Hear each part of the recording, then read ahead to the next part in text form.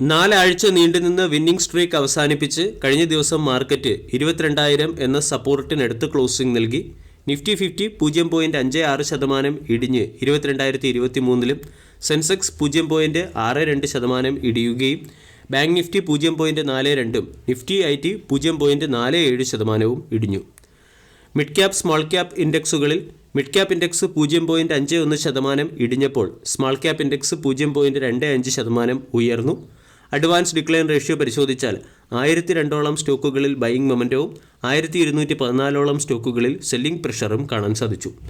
Foreign institutional investor 848 കോടിയുടെ buying നടത്തിയപ്പോൾ domestic institutional investor 682 കോടിയുടെ സെല്ലിംഗ് ആണ് നടത്തിയത്. കഴിഞ്ഞ ദിവസം ഏറ്റവും മോശം പെർഫോമൻസ് കാഴ്ചവെച്ച index oil and gas index ആണ്. പെട്രോളിൻ്റെയും ഡീസലിൻ്റെയും വിലയിൽ 2 രൂപ കുറവ് വരുത്താൻ സെൻട്രൽ ഗവൺമെൻറ് തീരുമാനിച്ചതിൻ്റെ പശ്ചാത്തലത്തിൽ HPCL, BPCL, IOC തുടങ്ങിയ സ്റ്റോക്കുകളിൽ സെൽ ഓഫ് കാണാൻ സാധിച്ചു. UPL, Bharti Airtel, HDFC life തുടങ്ങിയ സ്റ്റോക്കുകളിൽ കഴിഞ്ഞ ദിവസം ബൈയിങ് മൊമെൻറ്റവും Mahindra and Mahindra, BPCL, coal India തുടങ്ങിയ സ്റ്റോക്കുകളിൽ സെല്ലിംഗ് പ്രഷറും പ്രകടമായിരുന്നു. വിവിധ മ്യൂച്വൽ ഫണ്ട് ഹൗസുകൾ അവരുടെ mid cap small cap mutual ഫണ്ടുകളിൽ സ്ട്രെസ് ടെസ്റ്റ് നടത്തിയതിൻ്റെ പശ്ചാത്തലത്തിൽ സ്ട്രെസ് ടെസ്റ്റ് റിസൾട്ടും പുറത്തുവിട്ടിട്ടുണ്ട്. ഇതിനുശേഷം mutual fund RTA service provide ചെയ്യുന്ന പല സ്റ്റോക്കുകളിലും ഉയർന്ന ബൈയിങ് മൊമെൻറ്റം കാണാൻ സാധിച്ചു. കഴിഞ്ഞ ദിവസം ക്യാംസ് 4%-ഓളം ഉയർന്ന് 2,995-നടുത്ത് ക്ലോസിംഗ് നൽകി.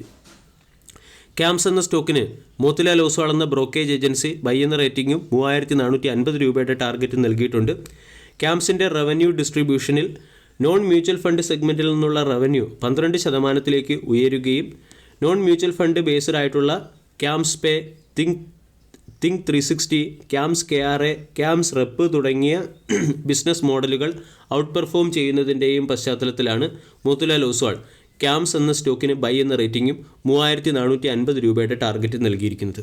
ക്യാംസ് എന്ന കമ്പനിക്ക് മ്യൂച്വൽ ഫണ്ട് ബിസിനസ്സിലുള്ള ഹൈലി ഡിപ്പെൻഡൻസി കുറയ്ക്കുന്നതിന് വേണ്ടി കമ്പനി നടത്തിയ ഇനിഷ്യേറ്റീവുകൾ സക്സസ് ആകുന്നു എന്നാണ് മോത്തിലാൽ ഓസ്വാളിൻ്റെ റിസർച്ച് റിപ്പോർട്ടിൽ പറയുന്നത്. അതേസമയം മ്യൂച്വൽ ഫണ്ടുകൾക്കുള്ള ജനപ്രീതി വർദ്ധിക്കുന്നതിൻ്റെ പശ്ചാത്തലത്തിൽ മ്യൂച്വൽ ഫണ്ട് ബിസിനസ്സിലും വരുന്ന 5 വർഷത്തിനുള്ളിൽ 20-22% CAGR കൂടിയുള്ള വളർച്ച നമ്മൾക്ക് പ്രതീക്ഷിക്കാം. ക്യാംസ് എന്ന കമ്പനി മ്യൂച്വൽ ഫണ്ടുകൾക്ക് ആവശ്യമായ RTA സർവീസ് പ്രൊവൈഡ് ചെയ്യുന്ന കമ്പനിയാണ്. ഓരോ പുതിയ മ്യൂച്വൽ ഫണ്ടുകൾ ഓപ്പൺ ചെയ്യുന്നതനുസരിച്ച് ക്യാംസിൻ്റെ RTA സർവീസിലും എക്സ്പാൻഷൻ വരികയാണ്. ഇതോടൊപ്പം തന്നെ ക്യാംസ് പേയും വരും സമയങ്ങളിൽ വളരെ മികച്ച പെർഫോമൻസ് നടത്താൻ സാധ്യതയുണ്ട്. കാരണം പല ഇൻഡിവിജ്വൽസും മ്യൂച്വൽ ഫണ്ടുകളെ അല്ലെങ്കിൽ പല ഇൻഡിവിജ്വൽസും അസറ്റ് മാനേജ്മെൻറ്റ് കമ്പനികളിലേക്കുള്ള ഫണ്ട് ട്രാൻസാക്ഷന് ഇപ്പോൾ ഡിജിറ്റൽ ട്രാൻസാക്ഷനെയാണ് ആശ്രയിക്കുന്നത്. ഇവിടെ ഒരു ഡിജിറ്റൽ ട്രാൻസാക്ഷൻ സർവീസ് പ്രൊവൈഡർ എന്ന നിലയിൽ ക്യാംസ് പേ എന്ന ബിസിനസ് വരും സമയങ്ങളിൽ മികച്ച പെർഫോം നടത്താൻ സാധ്യതയുണ്ട്. നോൺ മ്യൂച്വൽ ഫണ്ട് ബിസിനസ് വരുന്ന 5 വർഷം കൊണ്ട് 20%-ഓളം റവന്യൂ ജനറേറ്റ് ചെയ്യും എന്നാണ് മോത്തിലാൽ ഓസ്വാളിൻ്റെ റിപ്പോർട്ടിൽ പറയുന്നത്. ഇതിൻ്റെ പശ്ചാത്തലത്തിൽ ക്യാംസിന് 3,450 രൂപയുടെ ടാർഗറ്റ് നൽകിയിട്ടുണ്ട്. മ്യൂച്വൽ ഫണ്ട് ബിസിനസ്സിൽ വന്നിരിക്കുന്ന സ്ട്രക്ചറൽ ടെയിൽവിൻഡുകളുടെ പശ്ചാത്തലത്തിൽ കമ്പനിയുടെ അസറ്റ് അണ്ടർ മാനേജ്മെൻറ്റ് ഉയരുകയാണ്. അതുപോലെ തന്നെ 2024-26 ഫിനാൻഷ്യൽ ഇയറിൽ ക്യാംസിൻ്റെ മ്യൂച്വൽ ഫണ്ട് വഴിയുള്ള റവന്യൂവിൽ 15% CAGR കൂടിയുള്ള വളർച്ച മോത്തിലാൽ ഓസ്വാൾ എന്ന ബ്രോക്കേജ് ഏജൻസി പ്രതീക്ഷിക്കുന്നുമുണ്ട്. കമ്പനിയുടെ പ്രോഫിറ്റ് ആഫ്റ്റർ ടാക്സ് 2024-26 ഫിനാൻഷ്യൽ ഇയറിൽ 24% CAGR കൂടി വളർന്നേക്കും. അതുപോലെ തന്നെ നോൺ മ്യൂച്വൽ ഫണ്ട് ബേസ്ഡ് ആയിട്ടുള്ള ബിസിനസ്സിൽ നിന്നുള്ള റവന്യൂ ഗ്രോത്ത് 20% മുകളിലേക്ക് എത്താനും സാധ്യതയുണ്ട്. ക്യാംസ് ഒരു മൊണോപ്പൊളി ബിസിനസ് മോഡൽ ഫോളോ ചെയ്യുന്ന കമ്പനിയാണ്. ഈ സെഗ്മെൻറ്റിൽ, അതായത് മ്യൂച്വൽ ഫണ്ടുകളുടെ RTA രജിസ്ട്രേഷൻ പോലുള്ള സർവീസ് പ്രൊവൈഡ് ചെയ്യുന്ന സെഗ്മെൻറ്റിൽ 2 കമ്പനികൾ മാത്രമേ ഉള്ളൂ. ഉയർന്ന ഇൻഡസ്ട്രി ഹൈ എൻട്രി ബാരിയേഴ്സ് മൂലം മറ്റുള്ള കമ്പനികൾക്ക് ഈ സെഗ്മെൻറ്റിലേക്ക് കടക്കാനുള്ള സാധ്യത വളരെ കുറവാണ്. ഇതെല്ലാം ഗവൺമെൻറ് റെഗുലേറ്റഡ് ആയിട്ടുള്ള മൊണോപ്പൊളി ബിസിനസ്സാണ്. കൂടാതെ ക്യാംസ് എന്ന കമ്പനിയുടെ മാർക്കറ്റ് ഷെയർ ലോസ് ആകാനുള്ള സാധ്യത വളരെ കുറവാണെന്നും മോത്തിലാൽ ഓസ്വാളിൻ്റെ റിസർച്ച് റിപ്പോർട്ടിൽ പറയുന്നു. അസറ്റ് മാനേജ്മെൻറ്റ് കമ്പനികളെക്കാൾ ഉയർന്ന കസ്റ്റമർ ഓണർഷിപ്പ് ക്യാംസ് എന്ന കമ്പനിക്ക് ഉണ്ടെന്താനും. സ്റ്റോക്കിനെ സംബന്ധിച്ചിടത്തോളം 3,280 ഒരു പ്രധാന റെസിസ്റ്റൻസ് ആണ്. മന്ത്ലി ക്യാൻഡിൽ പാറ്റേൺ നമ്മൾ പരിശോധിക്കുകയാണെങ്കിൽ റൗണ്ടിംഗ് ബോട്ടം രീതിയിലുള്ള ക്യാൻഡിൽ പാറ്റേൺ ഫോർമേഷൻ സ്റ്റോക്കിൽ വന്നു കഴിഞ്ഞു. 4000 ആണ് സ്റ്റോക്കിൻ്റെ ഓൾ ടൈം ഹൈ. ഇവിടെ നിന്നും 4000 എന്ന ലെവലിലേക്ക് സ്റ്റോക്ക് ഉയരുകയാണെങ്കിൽ തന്നെ ഇൻവെസ്റ്റേഴ്സിന് മികച്ച രീതിയിലുള്ള റിട്ടേൺ ലഭിക്കാൻ സാധ്യതയുണ്ട്. 2780, 2880 തുടങ്ങിയ സോണുകൾ സ്റ്റോക്കിൻ്റെ പ്രധാന സപ്പോർട്ടായി പ്രവർത്തിച്ചേക്കും. ബ്രോക്കേജ് ഏജൻസികളുടെയും അതുപോലെ തന്നെ അനലിസ്റ്റുകളുടെയും റേറ്റിംഗിൻ്റെ പശ്ചാത്തലത്തിൽ ബൈയിങ് മൊമെൻറ്റം വന്ന മറ്റൊരു സ്റ്റോക്കാണ് സോളാർ ഇൻഡസ്ട്രീസ് ലിമിറ്റഡ്. കഴിഞ്ഞ ദിവസം സോളാർ ഇൻഡസ്ട്രീസ് 8% ഉയർന്ന് 8909 ക്ലോസിംഗ് നൽകി. കഴിഞ്ഞ ഒരു വർഷം കൊണ്ട് 136% റിട്ടേൺ നൽകിയ സ്റ്റോക്കാണ്. 8 മാസം കൊണ്ട് സ്റ്റോക്ക് 100% റിട്ടേൺ നൽകുകയും ചെയ്തു. അതേസമയം സോളാർ ഇൻഡസ്ട്രീസ് ഇന്ത്യ ലിമിറ്റഡ് എന്ന സ്റ്റോക്ക് 52 വീക്ക് ഹൈക്ക് അടുത്തായിട്ട് ട്രേഡ് ചെയ്യുന്നു. 52 വീക്ക് ഹൈ 8989. ICICI സെക്യൂരിറ്റീസ് എന്ന ബ്രോക്കേജ് ഏജൻസി സോളാർ ഇൻഡസ്ട്രീസിന് ബൈ എന്ന റേറ്റിംഗും 950 രൂപയുടെ ടാർഗറ്റ് നൽകി.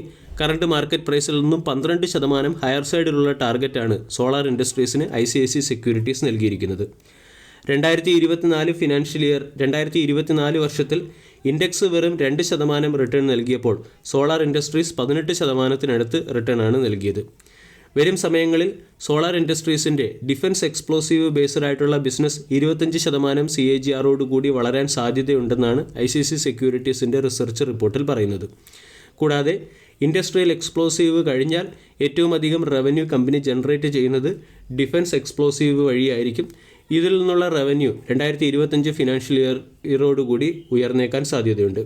കൂടാതെ കമ്പനിക്ക് കൂടുതൽ ഓർഡറുകൾ ലഭിക്കാനും ഓവറോൾ മാർജിൻ ഇംപ്രൂവ് ആകാനും സാധ്യതയുള്ളതിൻ്റെ പശ്ചാത്തലത്തിൽ വരും സമയങ്ങളിലും സ്റ്റോക്ക് മികച്ച പെർഫോമൻസ് നടത്തിയേക്കാം. അതേസമയം അമോണിയം നൈട്രേറ്റിൻ്റെ വില ഇൻ്റർനാഷണൽ മാർക്കറ്റിൽ ഇടിയുന്നതും ആർമിയിൽ നിന്നും കമ്പനിക്ക് ലഭിക്കേണ്ട പിനാക്ക മിസൈലിൻ്റെ സപ്ലൈ ഓർഡർ ഡിലേ ആകുന്നതും സ്റ്റോക്കിനെ സംബന്ധിക്കുന്ന ഒരു റിസ്ക് ഫാക്ടറാണ്. റീസെൻ്റ്ലി കമ്പനിക്ക് ഡിഫൻസ് പ്രോഡക്റ്റ് എക്സ്പോർട്ട് ചെയ്യുന്നതിന് വേണ്ടി 455 കോടി രൂപയുടെ ഓർഡർ ലഭിക്കുകയും ചെയ്തു. മൈനിങ്, ഇൻഫ്രാസ്ട്രക്ചർ സെക്ടറുകൾക്ക് ആവശ്യമായ ഇൻഡസ്ട്രിയൽ എക്സ്പ്ലോസീവ്, ഡിഫൻസ് ആവശ്യമായ എക്സ്പ്ലോസീവ് മാനുഫാക്ചർ ചെയ്യുന്ന എക്സ്പ്ലോസീവ് സെഗ്മെൻറ്റിലെ ഒരു കമ്പനിയാണ് സോളാർ ഇൻഡസ്ട്രീസ്. സോളാർ ഇൻഡസ്ട്രീസ് എന്ന സ്റ്റോക്ക് 8855 ക്ലോസിംഗ് നൽകി. 8000 എന്ന ലെവലിൽ സ്റ്റോക്കിൽ ബ്രേക്കൗട്ട് വരികയും സ്റ്റോക്ക് 8800 ഉയരുകയും ചെയ്തിട്ടുണ്ട്. ഇവിടെ 52 വീക്ക് ഹൈക്ക് അടുത്ത് പൊസിഷൻ എടുക്കാൻ ഒരിക്കലും ആവശ്യപ്പെടുകയില്ല. ട്രേഡിംഗ് പോയിന്റ് ഓഫ് വ്യൂ സ്റ്റോക്കിനെ പരിഗണിക്കാൻ ആഗ്രഹമുള്ളവർക്ക് സ്റ്റോക്ക് 8000 എന്ന ലെവൽ റീടെസ്റ്റ് ചെയ്തതിന് ശേഷം ഹയർ സൈഡിലേക്ക് നീങ്ങുമ്പോൾ പൊസിഷൻ എടുക്കാവുന്നതാണ്. റീസെൻ്റ്ലി സോളാർ ഇൻഡസ്ട്രീസ് എന്ന കമ്പനിയുടെ മാനുഫാക്ചറിംഗ് പ്ലാന്റിൽ ഫയർ ഇൻസിഡൻറ്റ് ഉണ്ടായപ്പോൾ സ്റ്റോക്ക് 7800 നിന്നും 6000 എന്ന സപ്പോർട്ടിലേക്ക് ഇടിഞ്ഞിരുന്നു. വീഡിയോ എല്ലാവർക്കും ഇഷ്ടമായി എന്ന് വിശ്വസിക്കുന്നു. താങ്ക്